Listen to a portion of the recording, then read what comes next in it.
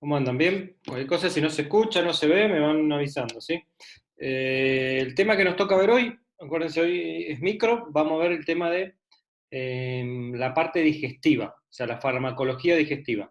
¿Qué es lo que vamos a ver dentro de la farmacología digestiva? Vamos a dividirlo en dos partes. La primera parte vamos a ver todo lo que son los protectores gástricos y la segunda parte vamos a ver lo que son fármacos para el estreñimiento y laxantes, ¿sí?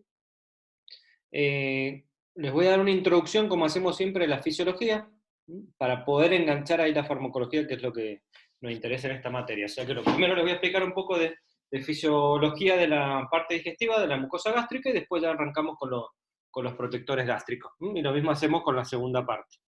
Les voy a girar un segundito Esperen que saco esto. Ahí está. La pantalla. Y vamos a empezar. Hay cosas, si no se ve o algo, me van avisando. Bueno.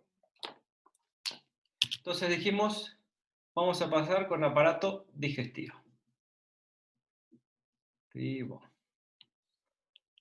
Bueno, primero lo que tienen que saber, si ustedes agarran, por ejemplo, el estómago, ¿sí? Piensen en el estómago. Agarran una partecita del estómago, tiene como criptas el estómago, ¿sí? Esta forma.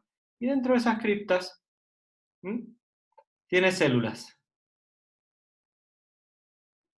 ¿sí? Tiene diferentes células. Y ahí aparecen tres tipos de células que tiene la mucosa gástrica, ¿sí? Entonces la mucosa gástrica va a tener unas células, ¿sí? Que son las células parietales, que se llaman células parietales. Después tiene otra que se llaman células pépticas,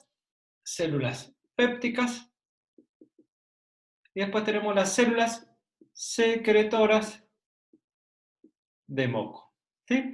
Esos son los tres tipos de células que podemos encontrar en el estómago. Las células parietales van a formar el ácido clorhídrico. Y esta es lo que me dan las enzimas digestivas, ¿sí? Y estas dos juntas van a formar lo que se llama el quimo, que es la sustancia que pasa al intestino para ser absorbida y parte eliminarse, ¿sí? Entonces, el estómago va a tener células parietales que forman el ácido clorhídrico, células peptídicas que forman las enzimas digestivas, o sea, que dan las enzimas digestivas, y células secretoras de moco. Esas son las células que tiene el estómago. ¿Para qué? Por un lado, para formar lo que se llama la barrera de moco.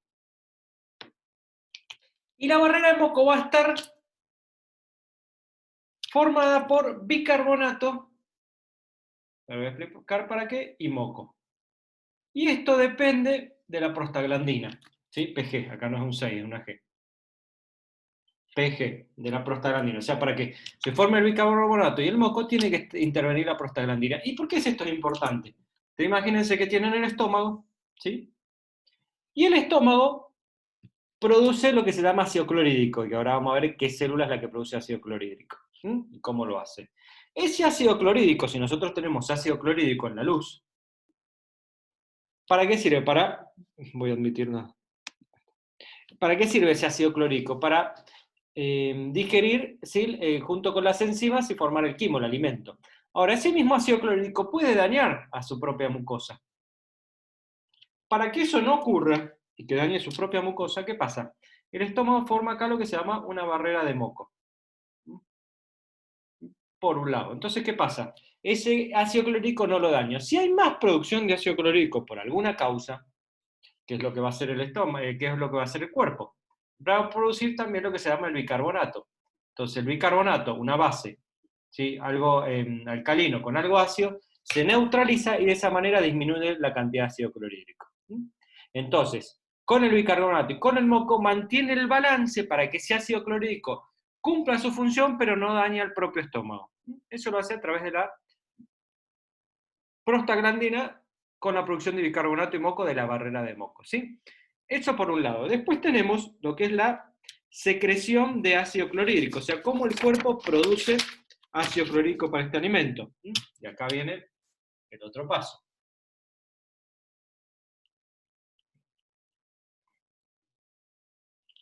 Lo voy borrando, cualquier cosa me van preguntando.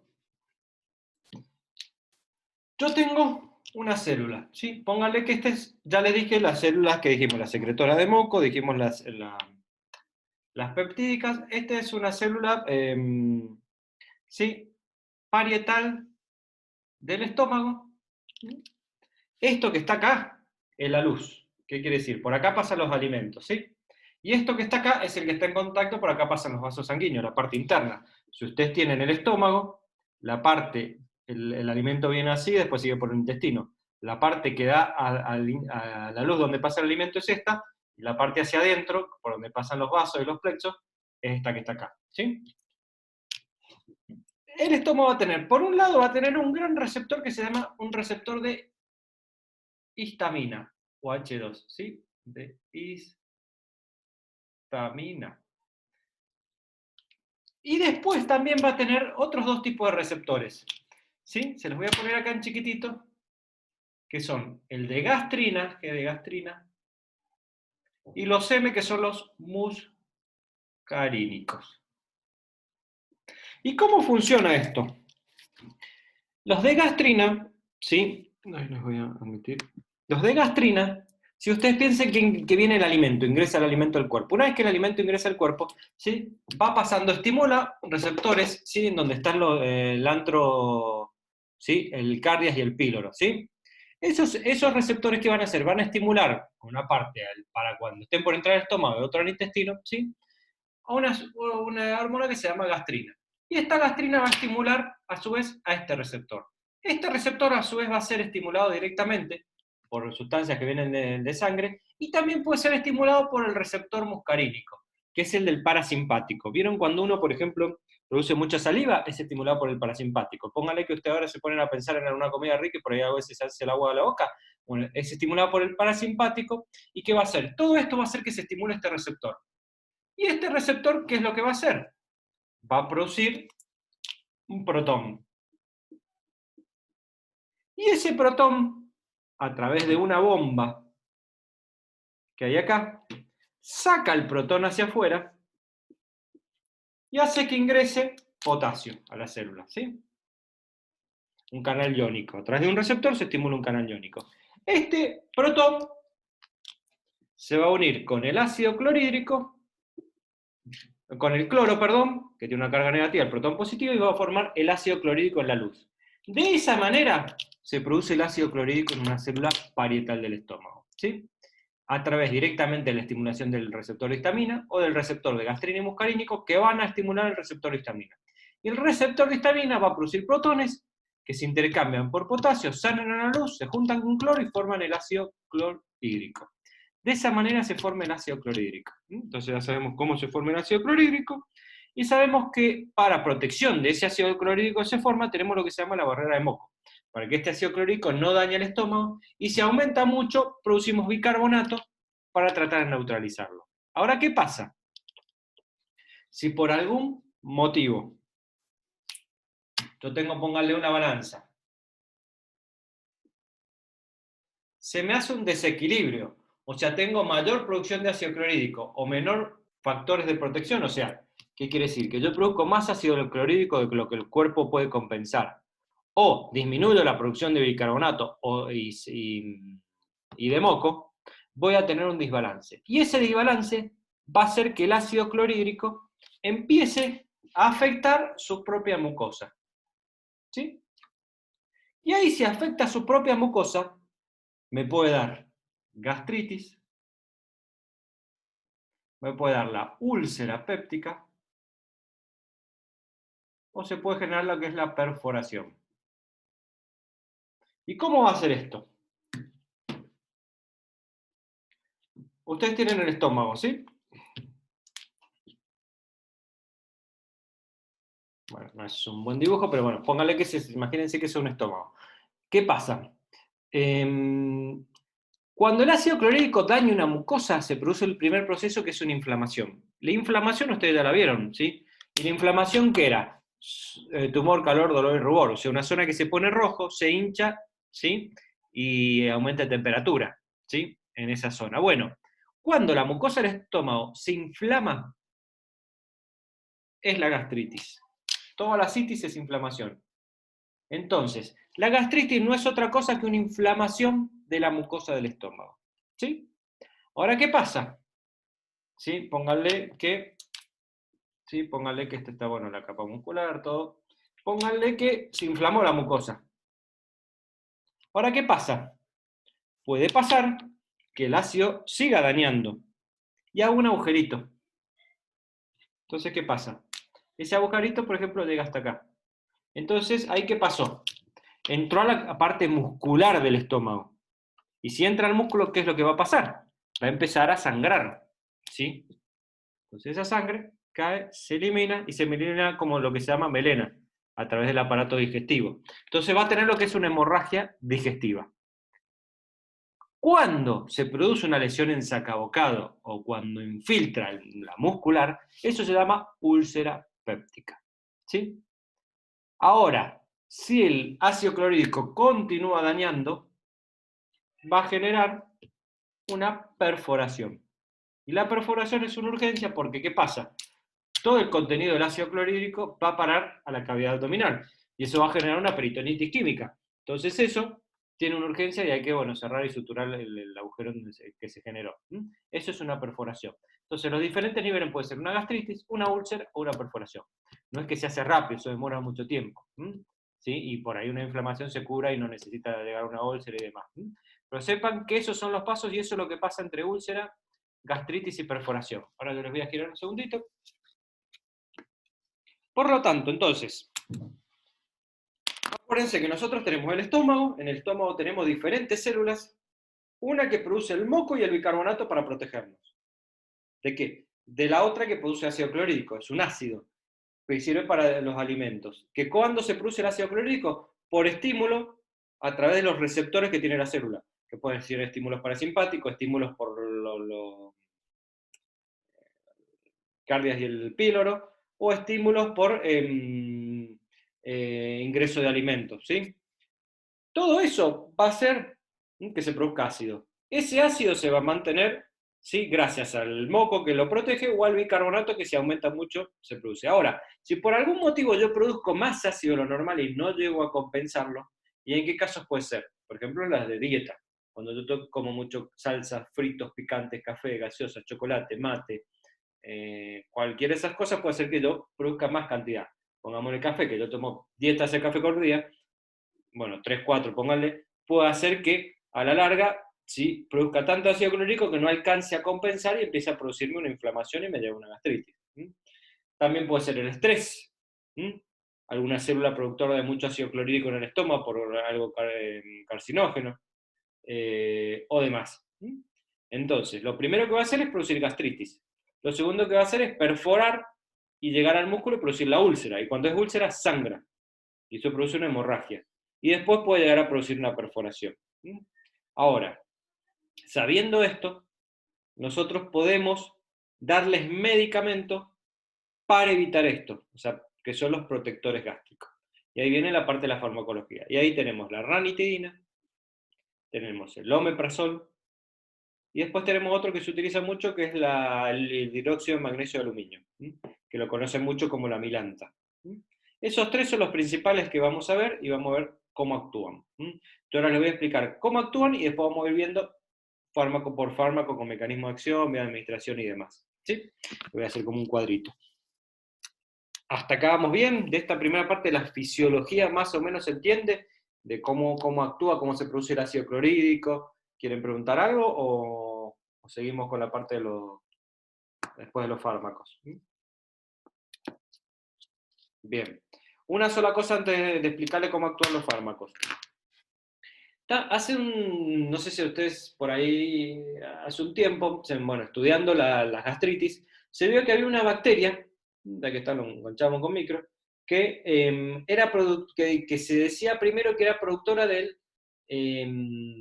las gastritis. Después se vio que es un cofactor, o sea que puede predisponer, pero no es la causante. O sea, se ven muchas personas que tienen gastritis que no la tienen. ¿Por qué? Porque esa bacteria se encuentra en el 60-70% de las personas. Es una bacteria que tiene una cápsula, con eso genera resistencia y puede vivir en el estómago. ¿Cómo se adquiere? Por agua y alimentos contaminados o a través de la saliva.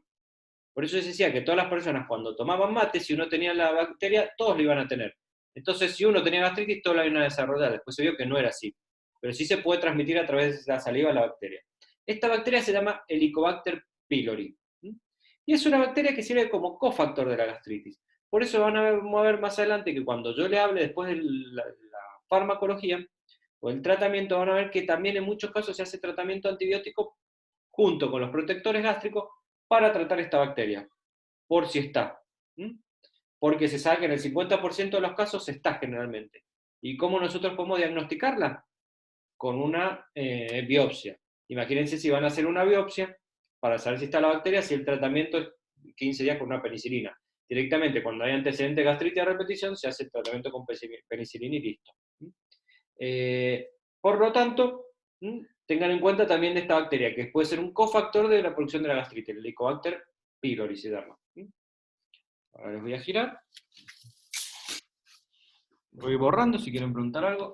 A ver, no, vamos a borrar esta parte nada más. Y acá. Así les explico lo del fármaco y después vamos explicando uno por uno.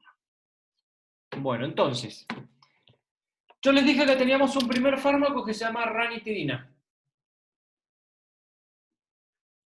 Yo acá lo único que les voy a explicar es el mecanismo de acción.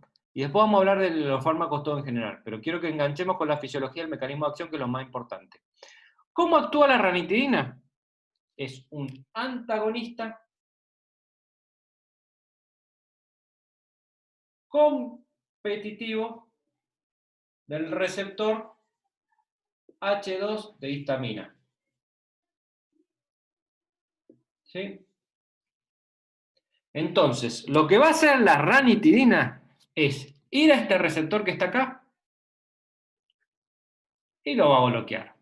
Un receptor, un antagonista, o sea, un bloqueador del receptor H2 de histamina. Por lo tanto, si yo bloqueo este receptor, no voy a producir protones. Si no produzco protones, no se intercambian con potasio, por lo tanto disminuye el ácido clorhídrico. Ahora, ¿qué pasa? Generalmente cuando uno toma ranitidina, tiene que asociarlo a lo que se llama la dieta. Todos tienen que asociar la dieta, pero lo tiene que asociar, ¿sí?, a la dieta. ¿Por qué? Porque si es mucho la producción de ácido clorhídrico, como es un receptor competitivo, lo puedo llegar a desplazar. ¿Y qué quiere decir esto? Yo pónganle que estoy tomando 3-4 tazas de café por día, pónganle de las grandes y hago gastritis. Entonces me indican la ranitidina. Tomo la ranitidina y no solo no disminuyo, no dejo de tomar las tazas de café, sino que tomo 10 tazas de café por día después. Ahora, entonces, ¿qué pasa? Va a ser mucho el estímulo que yo voy a tener. ¿Y qué va a hacer cuando hay mucho estímulo del agonista en un receptor competitivo? Lo va a desplazar. ¿Sí? Entonces va a dejar de actuar. Y va a seguir produciendo ácido clorhídrico. Por eso es muy importante, ¿sí?, en la ranitidina asociarlo con dieta. ¿Sí? Si yo no aumento mucho y no es tanto, por ahí tiende a disminuir. Pero cuando es mucho el estímulo, lo puede desplazar. Entonces la ranitidina es un buen protector gástrico, pero acuérdense siempre de la dieta. Después, con el tiempo, salió otro protector gástrico que era mucho mejor que la ranitidina. Y ese protector se llama los IBP. Uno es el omeprazol. IBP significa inhibidor de la bomba de protones. ¿Cómo actúa o cuál es el mecanismo de acción de este receptor? Se los voy a poner de este lado, así les queda más bonito. Si no se van a... Acá dijimos el omeprazol, que es el IBP. ¿Cómo actúa? Es un antagonista igual que el otro, pero este es no competitivo de la bomba de protones. O sea que tiene dos grandes diferencias eso el omeprazol. Una es no competitivo y otra que actúa acá. Entonces bloquea la bomba para que no pueda entrar potasio ni salir protones, y en forma no competitiva. Por lo tanto, si yo era una persona que tomaba 3 tazas de café por día, después tomo 3, después tomo 100.000 tazas de café por día, por más que sea la cantidad que tome, no voy a producir ácido clorhídrico. Porque mientras actúa el receptor, lo bloquea en forma no competitiva. Por eso es mucho mejor protector gástrico el omeprazol que la ranitidina. Uno actúa acá en forma competitiva y otro actúa acá en forma no competitiva. ¿Sí? Uno tiene que tener cuidado y tiene que tomarlo durante un determinado tiempo, porque a la larga también tenemos que tener cuidado porque tiende a producir cero ácido clorhídrico, puede dar a cloridia si no frenamos el tratamiento, ¿no? ¿Y por cuánto deberíamos hacer el tratamiento? Ya que estamos hablando de esto. Generalmente, dependiendo, si es una gastritis, por ahí puede ser por 7 días, si es una úlcera, de 14 a 21 días. Pero acá hay que tener algo muy importante, a saber.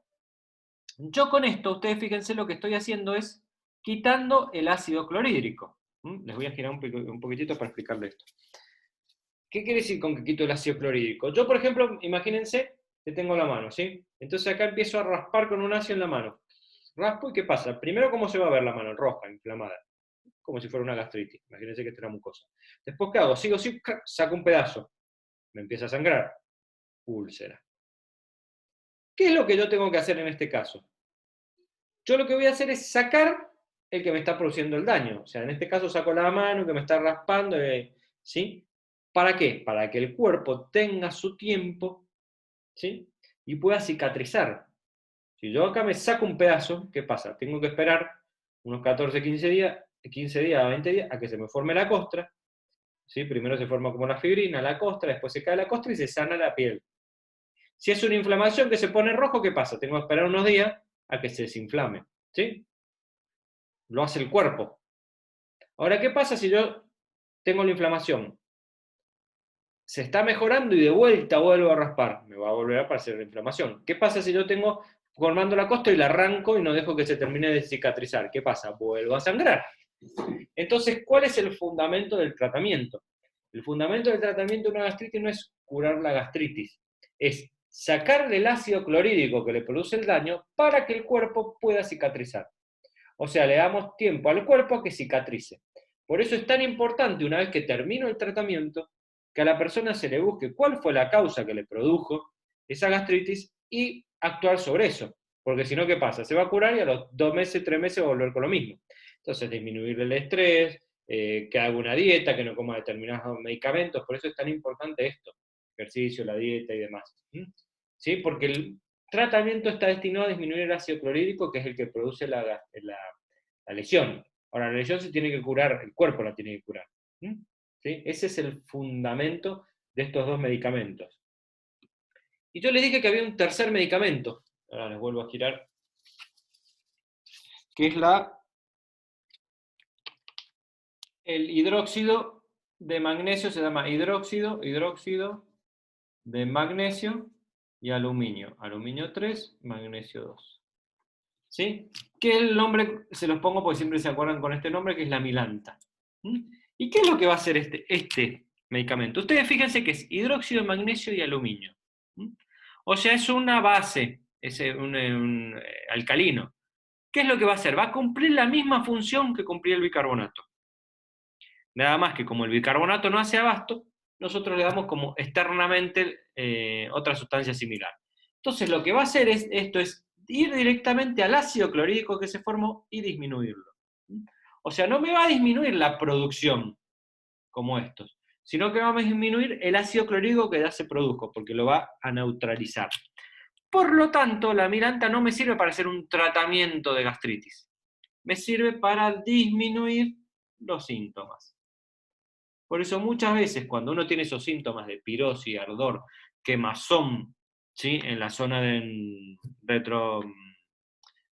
en todo lo que sería la parte esofágica que llega hasta el estómago, que es como, no sé, a ver, ¿vieron alguna vez cuando, se lo giro, cuando por ahí les tiene que haber pasado que como que tuvieron una regurgitación y sintieron como un fuego de golpe y después se pasó rápido? Pues dilató el píloro, bueno, una cosa así serían los síntomas. Para disminuir esa acidez, ¿qué hago? Yo puedo tomar milanta. Entonces, bloqueo el ácido clorhídrico que produje y de esa manera disminuyo los síntomas. Ahora no disminuyo la producción. Para disminuir la producción, ranitidina y omeprazol. Entonces, yo puedo combinar ranitidina y omeprazol con milanta, una para los síntomas, otra para disminuir el ácido clorhídrico y darle tiempo al cuerpo a que cicatrice. Y lo asocio con dieta. Y a su vez, si el paciente ha tenido por ahí una gastritis, segunda o es la primera, yo le puedo dar a veces tratamiento con antibióticos, que van a ver que es una penicilina más un macrólido. Que estos antibióticos lo que van a hacer es matar la bacteria que está en el estómago, si es que la tiene. Se ha visto que en el 50-60% de los casos está la bacteria. Pero para diagnosticarlo, como le dije, hay que hacer un estudio muy invasivo, entonces directamente se hace tratamiento. Entonces el tratamiento está la farmacología, la dieta, ¿sí? Y tratar a la bacteria. Pero lo más importante de todo, se me dicen acá, es la dieta, ¿sí? Para que no vuelva a pasar. Pero acuérdense que la omeprazol y la retina disminuyen el ácido clorhídrico y la milanta disminuye los síntomas, ¿sí? Eso sería el fundamento del tratamiento de las gastritis. Ahora yo lo que les voy a explicar, si entienden bien lo que es el mecanismo de acción, ya les voy a explicar como el fármaco con todo, vía administración, efectos y demás. Hasta acá más o menos se va entendiendo, se entiende lo que hace el omeprazol, la ranitidina, la milanta, o quieren que se los vuelva a explicar. ¿Vamos bien? Voy borrando acá.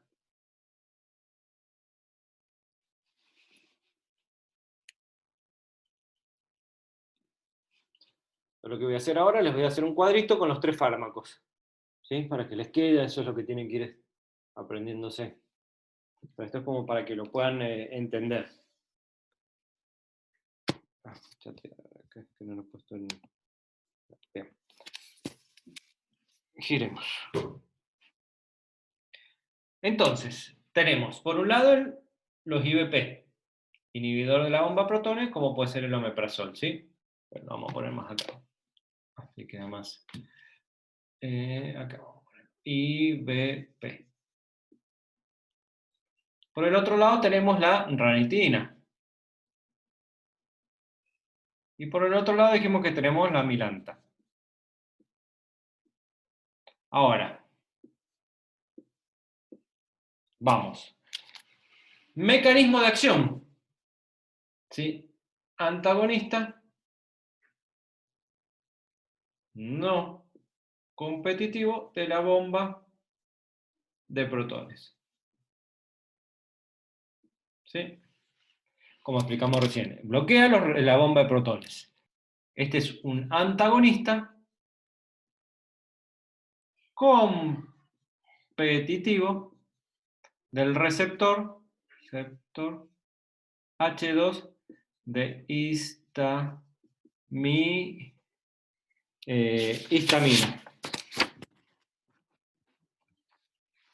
Y este lo que hace es aumentar el pH gástrico, ¿sí? Porque lo bloquea, y disminuye los efectos de la pepsina. ¿Sí? Por lo tanto, se utilizan para los síntomas. Vía de administración. Son todos oral y endovenoso, ¿sí? O sea que si quieren, pueden poner acá vía de administración, oral y endovenosa para todos, ¿sí? ¿Cuál sería la indicación? O sea, ¿para qué lo utilizan el medicamento? Esto para la gastritis o úlcera péptica, y esto para disminuir los síntomas, ¿sí? De una gastritis. Efectos adversos.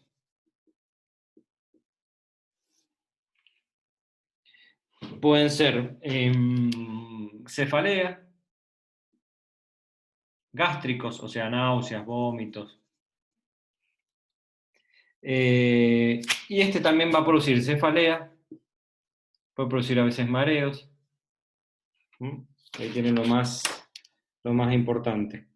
Y lo que pasa que, ¿qué pasa con este medicamento que era la milanta? A veces se da el hidróxido de magnesio por un lado y a veces el hidróxido de aluminio por otro. Uno producía diarrea y otro producía estreñimiento, por eso se intenta dar los dos juntos, ya que pueden llegar a producir diarrea o estreñimiento. ¿Y cuándo estarían contraindicados? ¿O en qué casos no utilizarlos? El primero en el embarazo, el segundo en el caso de una hipersensibilidad, o sea, el tema de una alergia, ¿sí? ¿Sí? No tiene muchas contraindicaciones. Y acá cuando hay fallo o deterioro renal o hepático. O sea, cuando el paciente tiene una hepatitis o cuando el paciente tiene una insuficiencia renal. Entonces, los fármacos del aparato digestivo, IBP, antagonista no competitivo de la bomba de protones, ranitidina, antagonista competitivo del receptor H2-de-histamina, la milanta aumenta el pH y disminuye los efectos de la pepsina, que sería el hidróxido de magnesio y aluminio. ¿Cómo se dan? Por vía oral y endovenosa, se dan todos. ¿Cuáles son las indicaciones? Gastritis y úlcera péptica para los primeros, y para el otro disminuir los síntomas de gastritis y úlcera péptica. Efectos adversos, cefaleas y mareos, náuseas para los primeros, y el último, diarrea y estreñimiento. Contraindicación, el embarazo para el IBP, salvo casos en donde la mujer sea más complicado, que ya viene con una gastritis o una úlcera gástrica importante y se queda embarazada, en esos casos por ahí es preferible utilizarlo que no. Pero si no, no convendría utilizarlo, ¿sí? Por lo menos en los primeros 4 meses y después ir viéndolo. Pero generalmente lo que pasa en el embarazo tiende a haber un aumento por el letecimiento del tránsito intestinal, de la gastritis en los primeros meses, después tiende a ceder. Por eso hay que tener cuidado, ¿sí? Y el otro contraindicado en un fallo renal o hepático, ¿sí? Voy a hablarles un segundito de lo que es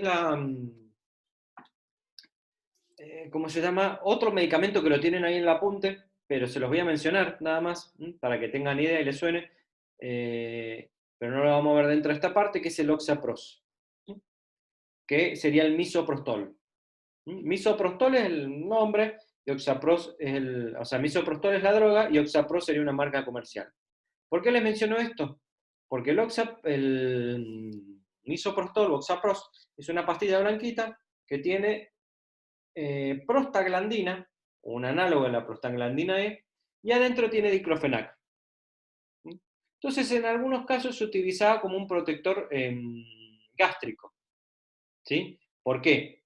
Ustedes imagínense, si yo tengo problemas de producción de prostaglandina y por lo tanto no produzco moco y puedo llegar a producir gastritis, entonces yo le estoy dando un análogo, le estoy dando prostaglandina en una pastilla para que pueda producir moco. Ahora, ¿qué pasa?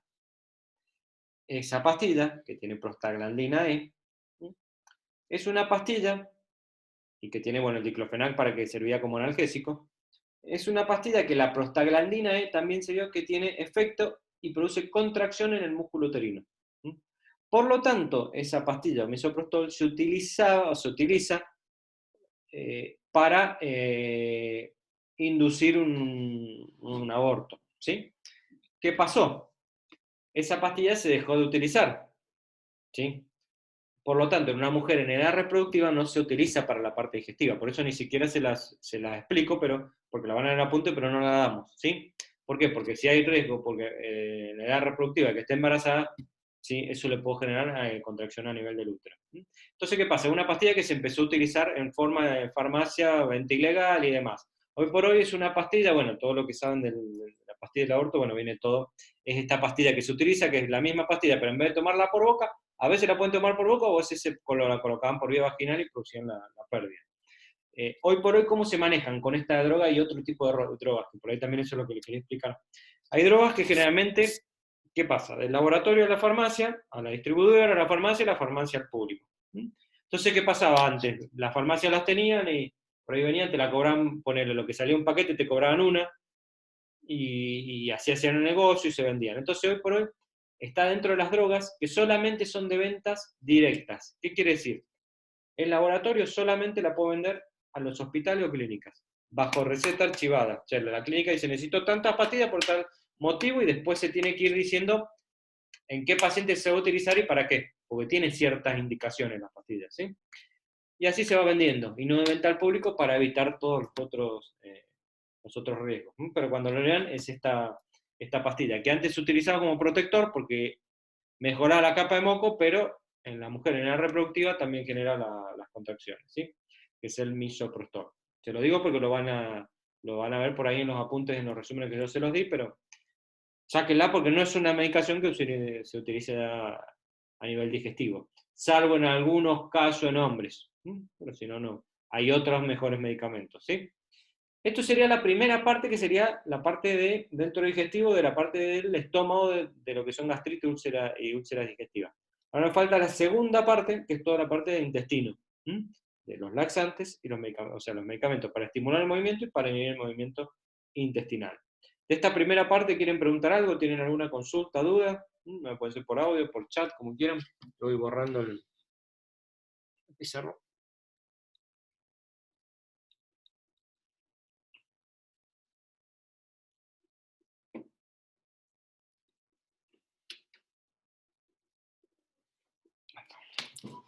¿Seguimos? Bueno, la segunda parte, ¿sí?, que nosotros vamos a ver es todo lo que son la parte de los movimientos, de la, bueno, mucosa intestinal. Yo ahora les voy a hacer un dibujito, pero quiero que me escuchen un segundito. La mucosa intestinal, ¿qué tiene? Tiene lo que se llama el peristaltismo. El peristaltismo es el movimiento intestinal para que el alimento químico que se formó en el intestino delgado pase del delgado al grueso, se vaya absorbiendo, absorbe el agua y después se elimine los desechos, ¿sí?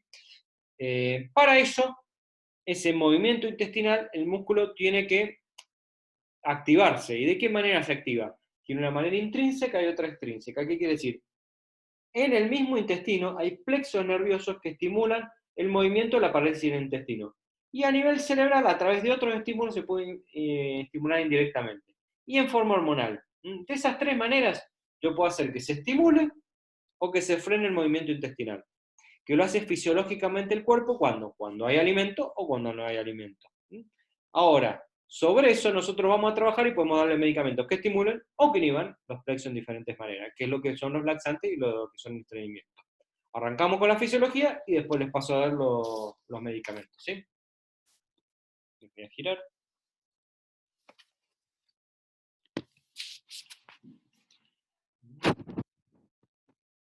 Bueno, mucosa, ahora vamos intestinal.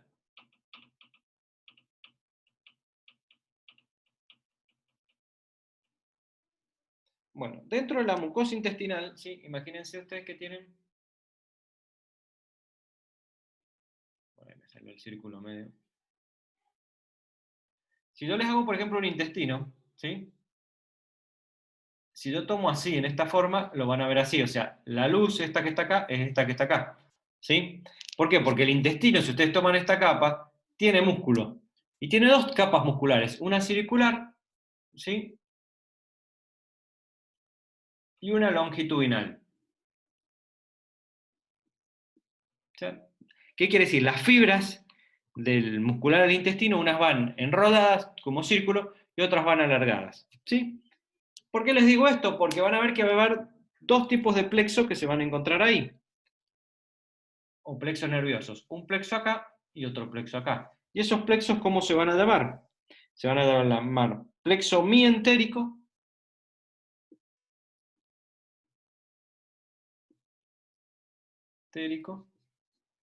y el otro se va a llamar plexo submucoso.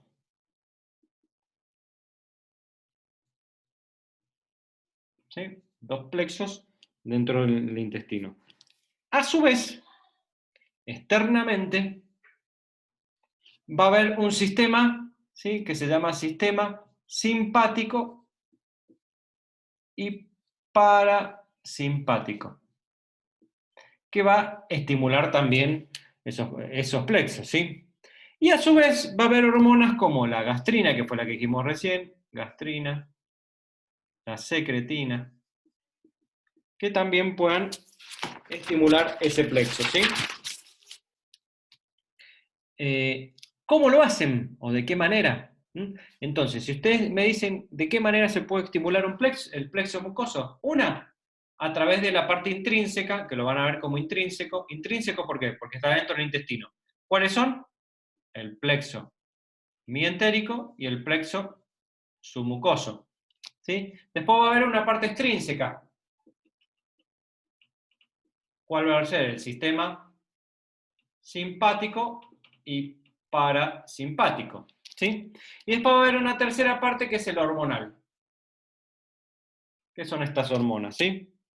Entonces no se los voy a pedir que se lo sepan perfecto ni nada, es como un repaso de la fisiología para entender después cómo actúan los fármacos. Entonces, de estas tres maneras van a estimular. ¿Y cómo van a hacer?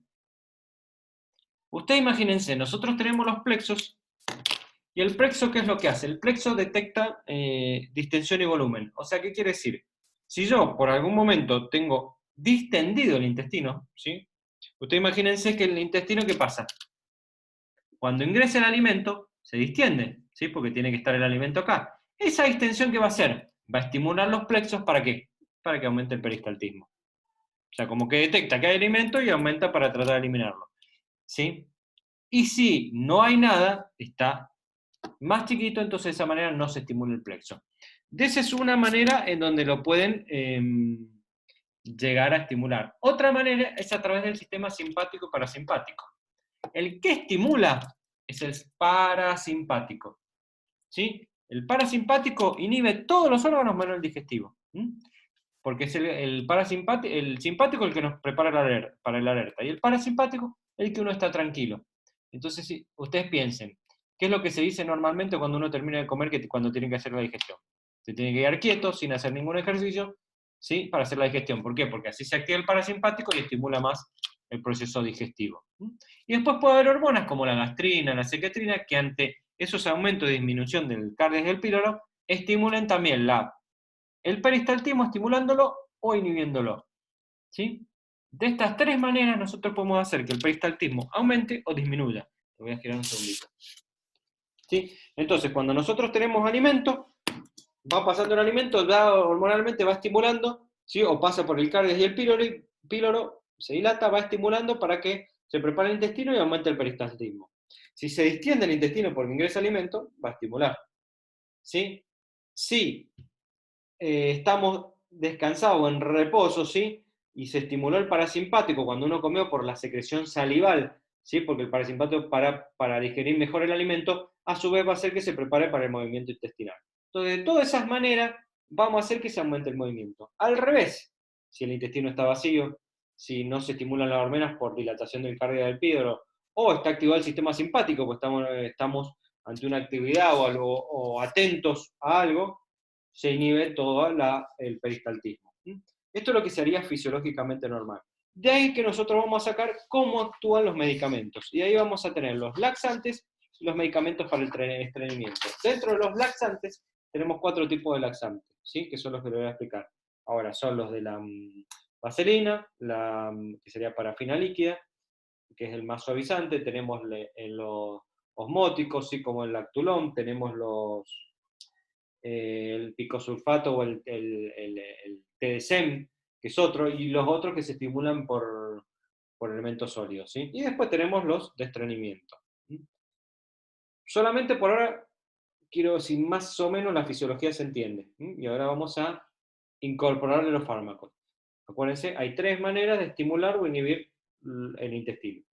Intrínsecamente por aumento de distensión, externamente por el simpático y parasimpático, o hormonas que se estimulan con la entrada de alimento y el pasaje por el cardio, el píloro y demás. Ahora lo que les voy a dar es cómo actúan esos medicamentos, ¿sí? Y les voy a girar un segundito. Vamos a borrar acá, cualquier cosa me van preguntando.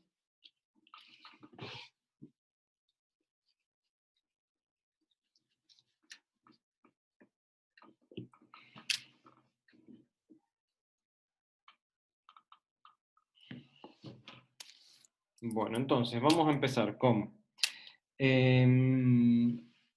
vamos a poner acá vaselina líquida. Vaselina líquida. Vamos a poner la lactulosa. Vamos a poner el salvado. Y el SEM. Vamos viendo. Primero el mecanismo de acción. Bueno, entonces tenemos los 4. Vaselina líquida, lactulosa, salvado y SEM. Estos son los laxantes. ¿Sí? ¿Estoy bien ahí? Entonces ahí tenemos los laxantes. Vaselina líquida, lactulosa, salvado y SEM. La vaselina líquida, ¿cuál es el mecanismo de acción? ¿Sí? Lo que va a hacer es reblandecer las S y las lubrica. O sea, ¿qué quiere decir? Vaselina, piensen en la vaselina. Esta viene generalmente en jalea, viene en líquida, viene saborizada. Entonces, al ingerirla, ¿qué es lo que va a hacer?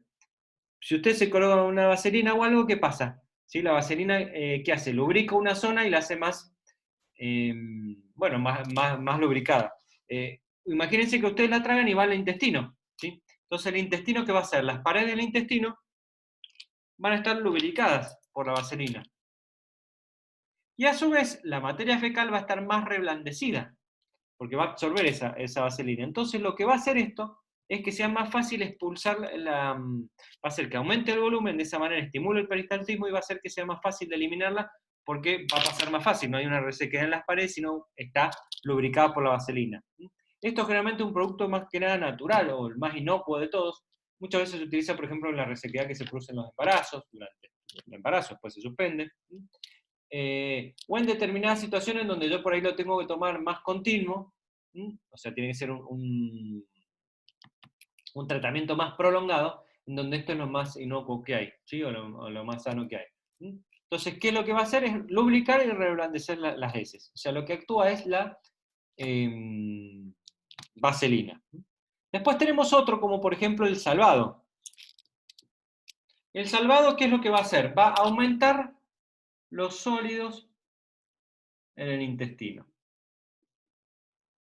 ¿Qué quiere decir esto que aumenta los sólidos en el intestino? El salvado piensa, por ejemplo, los cereales, las fibras. Uno que dice tiene que comer con fibras. ¿Qué quiere decir esto que come con fibras?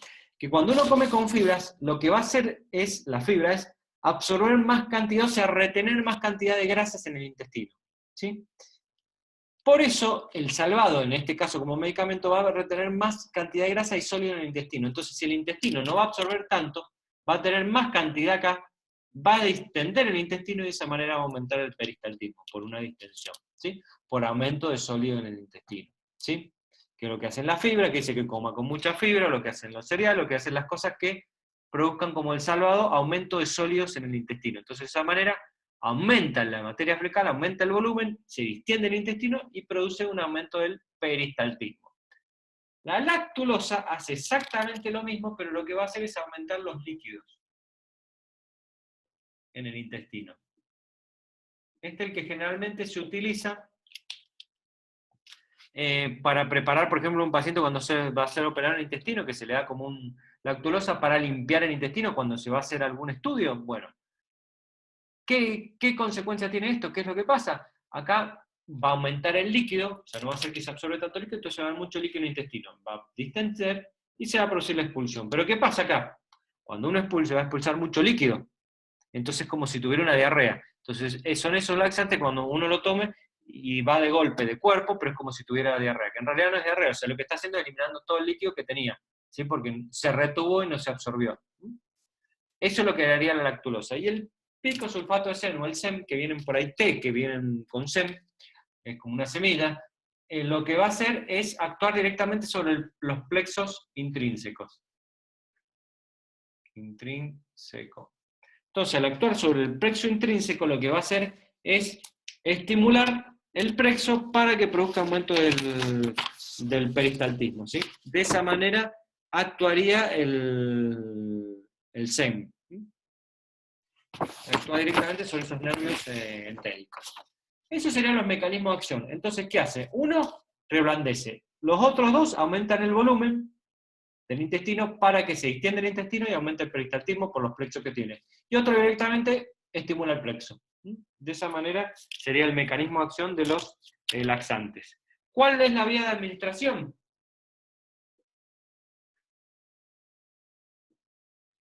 Para todos es la oral. ¿Sí? Todos tienen la vía de administración oral. ¿Cuáles son los efectos adversos? Salvo la vaselina, el resto que va a tener. ¿Qué es lo que nos pasa? Si nosotros distendemos el intestino tiene muchas fibras nerviosas, entonces la distensión, sí, o el aire, o el líquido, o el sólido que está en el intestino produce dolor, mucho dolor. Cuando se tiene el intestino es que produce dolor. Entonces lo que vamos a tener son cólicos. Cólicos retorcijones. ¿Sí? ¿Por qué no? Porque se lubrica, esto no tiende a aumentar mucho el volumen, entonces no produce eso la vaselina. Pero sí lo que puede producir la vaselina es que si nosotros lubricamos las paredes del intestino durante mucho tiempo, en forma crónica, no permitimos que se absorbe determinadas vitaminas, ¿sí? Entonces puede haber lo que se llama una avitaminosis. Entonces, tener cuidado con la vitamina A y la D. ¿Sí? Vitamina, no se entiende qué dice vitamina. Con la vitamina A y la D, porque puede disminuir la absorción de vitamina A y D. Acuérdense que son importantes, la D también para la calcificación y demás. Entonces, esos serían los efectos adversos. ¿Qué contraindicación tendrían? Digo, ¿cuál sería la contraindicación en estos casos de estos medicamentos? ¿Sí? Y tienen todos una misma contraindicación, salvo de vuelta a la vaselina, que esto generalmente para menores de 3 años no se debería utilizar. Y acá le pongo lo que es la obstrucción intestinal, y ahora se la explico. Imagínense ustedes que tienen el intestino muy bonito, y por algún motivo tiene una suboclusión o tiene una obstrucción a nivel intestinal, ¿sí? Ustedes no le van a dar un medicamento que estimule el peristaltismo, porque imagínense, están estimulando y acá no puede pasar nada, es como que están complicando la situación, ¿sí? Porque están haciendo que el intestino trate de expulsar algo y tiene una obstrucción. Por eso la obstrucción intestinal estaría contraindicada en lo que son los laxantes. Entonces estos son los 4 tipos de laxantes principales. Tenemos los que son los de vaselina, los que son la lactulosa, que aumentan el líquido, los que aumentan el volumen y los que actúan directamente en el plexo. Todos se dan por vía oral, todos tienen obstrucción intestinal salvo la vaselina, todos producen cólico y retorcijones porque lo que hacen es distender el intestino, salvo la vaselina, que al producir una lubricación del intestino no permite que se absorben vitaminas. Y si uno lo toma una vez no pasa nada, pero si uno lo tiene que tomar en forma crónica, mucho tiempo, eso me puede llevar a que producir una avitaminosis. Entonces, estos serían los laxantes que tenemos que saber. ¿De esto quieren preguntar algo? ¿O pasamos a los estreñimientos, que son 2, que son más cortitos, y con eso más o menos lo tenemos cocinado a la unidad? ¿Dudas, consultas de esto? Voy borrando. ¿Qué cosas me preguntan?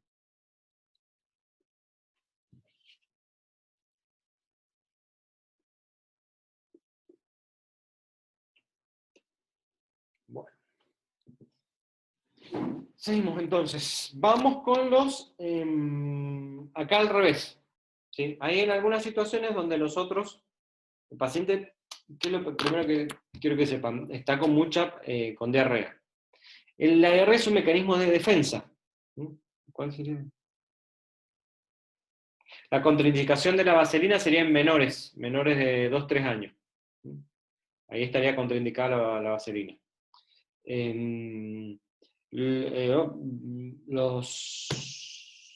Bueno, cuando uno tiene diarrea, ahí está. ¿Qué es lo que tienen que saber? La diarrea es un mecanismo de defensa. Acuérdense cuando hablamos que dijimos que dentro de las barreras de defensa, si nosotros teníamos diarrea, eliminamos el microorganismo. Entonces, ¿qué es lo que tiene que controlar las diarreas? Que el paciente esté hidratado. Mientras que el paciente se hidrate, pueda ir tomando líquido y se pueda controlar, hay que esperar que se autolimite. Ahora, cuando pasa eso, en algunos casos se puede utilizar algún medicamento para frenarlo. Imagínense, por ejemplo, el cólera produce una diarrea líquida que si en 2-3 horas uno no trate, el paciente se descompensa. Depende de la cantidad de evacuaciones que uno tenga y demás, a veces uno lo puede frenar un poco, igual que todos los mecanismos de defensa. Pero la idea es controlarlo. Mientras se puede controlar, es esperar que se autolimite. O sea que la diarrea no se debería tratar, salvo determinadas situaciones. A eso voy. Y tenemos un medicamento que le podemos dar para el adulto y uno que podemos dar para el niño. Para el adulto generalmente utilizamos lo que se llama la loperamida, que por ahí a veces lo han escuchado con el nombre de Regulanes. Hay otra medicación que se utiliza antes, que era la pastilla de carbón. Pero la pastilla de carbón lo que tiene es como un principio activo que se sabe que es por un lado antibacteriano y frena el movimiento del peristaltismo. Pero dura mucho, es más prolongado en tiempo, ¿sí? Que dura varios días. Entonces, ¿qué pasa? Si nosotros tenemos una diarrea aguda, está contraindicado, porque por ahí no sabemos de qué cause la diarrea. Entonces se prefieren otros medicamentos que tengan más corta acción, que por ahí si nosotros lo utilizamos a las 2-3 horas, o se utiliza cada 2-4 horas se debe tomar, entonces si lo utilizamos una vez y después lo tenemos que suspender, no pasa nada por el tiempo que lleva. En cambio el carbón tiene mucha más rápida acción, por eso no debería utilizarse. Y se utiliza por ahí la loperamida, que actúa directamente sobre los plexos. Y el otro que se utiliza por ahí en los niños es la crema de bismuto, que también actúa para frenar las diarreas. Esos son los dos medicamentos que yo les voy a explicar cómo actúan y vamos a ver dentro de diarrea. Pero siempre tengan en cuenta que la diarrea uno la debe controlar, no tratar, salvo casos puntuales. Les voy a girar. Y vamos primero con lo que son la loperamida. Vamos a poner acá la loperamida. La loperamida, el mecanismo de acción, ¿sí? O la loperamida, el nombre es el Regulane. Va a actúa inhibiendo el plexo mientérico. O sea, actúan los plexos intestinales inhibiéndolo. Entonces, si lo inhibe, frena el movimiento intestinal, ¿sí? Generalmente se da vía administración, se da por vía oral, ¿sí? Después tenemos lo que son los efectos adversos y lo que son las contraindicaciones. Dentro de lo que son los efectos adversos, generalmente acá tenemos que tener en cuenta, pueden ser algunos como son las náuseas y los vómitos. Es raro, puede ser producir un poco de cefalea. ¿Y cuándo, en qué casos, por ejemplo, estaría contraindicado? En niños. ¿Sí? Por eso, para los niños se utiliza otro que es la crema de bismuto. ¿Sí? Crema, por ahí que la queda decía mamá, lo conoce. La crema de bismuto. Y la crema de bismuto, ¿cuál es el mecanismo de acción? ¿Sí? Lo que va a hacer, actúa de diferentes maneras. Por un lado, ¿sí? Lo que va a hacer es promover la absorción, o sea, disminuye la secreción de agua en el intestino. Entonces, si disminuye la secreción de agua en el intestino, voy a disminuir la cantidad de líquido que se pierde y por lo tanto va a disminuir la diarrea, ¿sí? Y por el otro lado también se dice que tiene un poder antimicrobiano, o sea, destrucción de antimicrobiana y cumple otras funciones, pero esas serían las principales, ¿sí? ¿Cómo se da? También se da por vía oral, acuérdense que todo esto es como se dan, en forma de jarabe. ¿Qué efectos adversos puede tener? Que me puede ir al otro efecto, o sea, que me puede dar un estreñimiento, pero más que nada, el cambio en la coloración de las heces, ¿sí? Puede ser que las heces sean negras, no hay que asustarse. ¿Y en qué caso estaría contraindicado? Por ejemplo, puede ser en las alergias, y se ha visto que en casos particulares, por ejemplo, en pacientes hemofílicos, por cómo actúa estarían contraindicados, ¿sí? Se metabolizan en el hígado, se eliminan por riñón, estos dos y demás, pero lo que más me interesa es esto que está acá.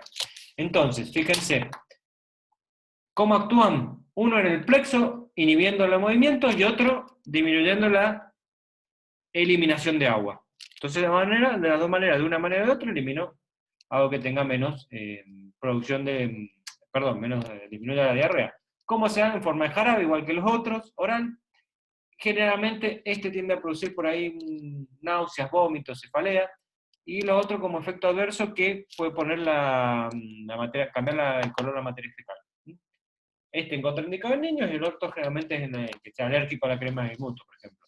Y un caso puntual en los hemofílicos, pero tiene que tener, bueno, la enfermedad. Estos serían los que son los medicamentos para el que no se los puse.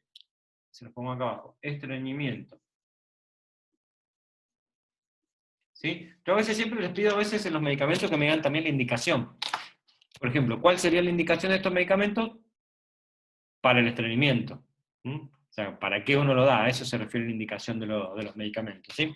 Ahora les voy a girar un poquitito. Por lo tanto, acá, ¿sí? Esto no se utiliza mucho, pero saber que están. Por ahí ustedes no lo van a utilizar tanto, ¿sí? Pero por ahí sepan que por ahí va a venir con una lactulón que por ahí para prepararse para una cirugía, ¿sí? Por ahí está con crema de bismuto porque por ahí estuvo que andar antes de una cirugía. Sí, el protector gástrico es un medicamento que lo van a utilizar en la premedicación. Cuando vean premedicación, que son los medicamentos que se dan 30 a 60 minutos antes de una cirugía ahí va a estar, por ejemplo, el omeprazol. Entonces ya saben cómo actúa el omeprazol y qué es lo que hace. Van a dar como un protector gástrico. ¿Por qué? Porque la cirugía en sí que genera estrés. Y el estrés que va a generar puede producir gastritis. Si el paciente tiene gastritis, se la puede empeorar, ¿sí? Libera mucho corticoide y demás la cirugía. Entonces, tener en cuenta estos medicamentos. Omeprazol, ranitidina, hidróxido de magnesio de aluminio. Los laxantes osmóticos, como el salvado, la lactulosa, el zen y la vaselina. Y después la crema de bismuto y la loperamida. Esos son los medicamentos que vamos a ver hoy, que es la parte de digestivo. Acá voy a frenar.